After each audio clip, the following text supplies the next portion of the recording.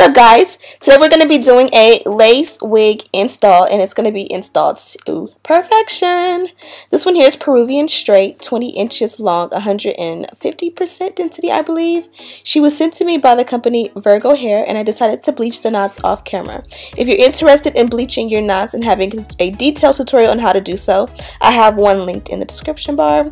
But today we're going to be starting off with customizing the hairline by plucking or tweezing. So what I do is I kind of part what would be my baby hair, and then I go back one more row, if that makes any sense. And then I just start to tweeze. I usually start from the center and I go down to each side, and I kind of just pluck a little section and leave an equal space. Pluck a section, leave an equal space. Hopefully that makes sense. I'm speeding it up here a little bit, but you guys can kind of see now. I kind of pluck space, and this is kind of how you break up the boxiness, in my opinion, without over plucking. Kind of when you just pluck sporadically, it's so much easier to make a bald spot. But if you're doing like pluck, leave a space, pluck, leave a space, you probably won't get a bald spot. Be sure to comb the dead hair that you've tweezed out back every few minutes or every so often to make sure that you are not going over the same sections twice. Also, I kind of went the opposite way and did that to the hair that was remaining and kind of did it sporadically. Excuse my daughter, she is right here next to me loud, as well as in the video. Hashtag mom life.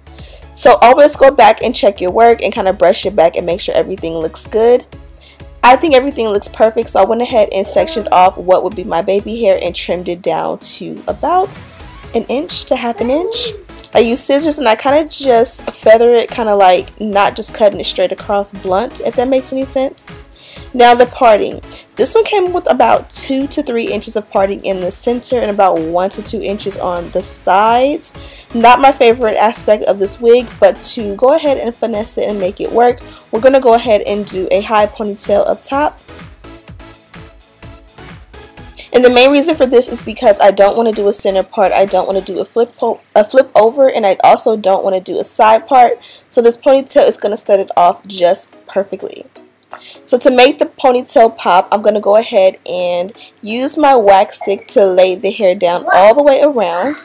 Once the hair is laid down, I'm going to take my hot comb and kind of secure that in. Also, don't forget to brush it and work it in. But this is just going to make the hair that is covering those tracks lay and melt and cover those tracks almost permanently, so that you don't have to worry about it moving and flying and seeing tracks. Next step is going to be to flat iron the entire wig. So I'm going to work in sections. I'm not going to show the entire process on camera, but I'm going to use my Paul Mitchell Skinny Serum and just apply 1 pump to each section, doing 3 sections from bottom to top. I'm going to take my absolute favorite flat iron, and this one comes from Babyliss, and I'm just going to go ahead and flat iron. Now, in most sections, I'm going to do the chase method with my rat tail comb and kind of just make sure that each piece is silky bone straight. Now, this wasn't hard to do and it didn't take much work, but if you see the flat iron smoking, it is because we did use that serum. So once I flat ironed the back, I moved on to the top. I removed the elastic band and I flat ironed this area to make sure that this area laid super flat. And then I went around the entire ponytail with the wax stick. I brushed that in and smoothed that in as much as possible, and then I went back over with 2 elastic bands and made a really tight ponytail. Now, as flat and flawless as the ponytail may look on camera, it's lopsided. So once I put the wig on at the very end, you guys are going to see it is off-centered, and I do fix that like the next day. But that is the con to like making your ponytail on a mannequin head. I never get it perfectly centered. But once you have your style complete, you can go ahead and proceed with baby hair. So as I do each section of baby hair, if I find a piece that is still too long, I'll go ahead and trim it. I'm using foam lotion, which is my favorite form of edge control, and I'm just swooping each section to my liking. I'm going to work it in on each side, and as I get to each section, I'm going to apply a generous amount of the foam lotion. Now, the great thing is the foam lotion will help to lay the baby hair, but it won't weigh the hair down and make it like shiny or greasy like some edge controls may do. So this is the final result, and I definitely am happy with what I have. You'll see how it looks once the wig is on my head, but this is perfect. Also, you can go ahead and cut off the excess lace at this point, or you can wait till you put the wig on. This is what we're working with to start. That wig was awesome, but this one is awesome too. Now this is what it looks like. I believe the cap is a medium brown color. All the specs are in the description bar for you guys to check out. I'm going to just wrap this into a bun to go ahead and get it out of the way so that we can continue to perfect this install. Now here's a back shot, and you guys can see it's definitely flawless and super silky.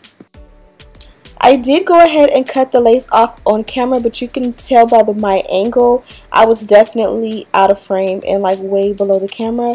I'm sorry about that, but I definitely cut the lace off in most of my install videos. So if you want to tour my videos, you definitely can find a tutorial if you're interested. I'm going to take my favorite, which is the Got To Be Glue Freeze Spray. Apply a generous amount to my forehead. Kind of let it dry for about 10 to 15 seconds. Not necessarily dry, but just get a little tacky so the lace will stick to it, but it won't be too dry that the lace won't stick, if that makes any sense. And we're going to just apply it section by section. This is an easy and quick install, so I'm not worried about it like being cemented down. But if you do want that, I would prefer, or I would suggest, the black bottle of the Got To Be Glue gel. Or I would do like a bold hold Got To Be Glue or something to that effect so that it will stay in place. This is kind of one of those things where you will have to redo it daily, especially once you get in the shower. It probably will loosen up because it always loosens up for me. So I do use a rat tail comb to press it in, and any section that may not have enough of the spray, I definitely will go back over and apply a little bit more. I save the sideburns for last because those are the part that usually will not stick down. You can shave your sideburns, which I've done before here on YouTube, but if you don't, it probably will be harder to apply. But as you guys can see, I got the job done with the black Got To Be Glue gel. I also laid a scarf on top to make it hold a little bit better, but I missed that clip. Now I just take a comb and kind of brush out or comb out the baby hairs so that they look a little bit more weightless and feathery opposed to cemented to my head. Now I will mention that some people would consider my hairlines to be a little bit over plucked. It's all about preference. I like my hairlines to look like this when I'm doing a style for a specific event. If you're going to be wearing your lace for weeks or even months, definitely tweeze less in the center, but the sides will work exactly how I have them here.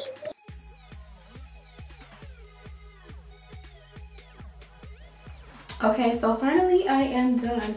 Isn't this hair gorgeous? Now, as much as I do hair, I do find that ultimately, sometimes like in my mind, I think let me just throw the wig on and let me style it on my head. I can see what I'm doing. It's quicker and it's easier. But I've also definitely realized that it's so much easier when I style my wigs on the wig head, especially because I have kids, and 9 times out of 10 I take like between 1, 5, 10, 15 breaks. Now, as far as the details on this wig, this hair is Peruvian straight. This wig is 20 inches and it's 150% density. Sometimes I'll get wigs and they're not necessarily true to the specs that the company will send me.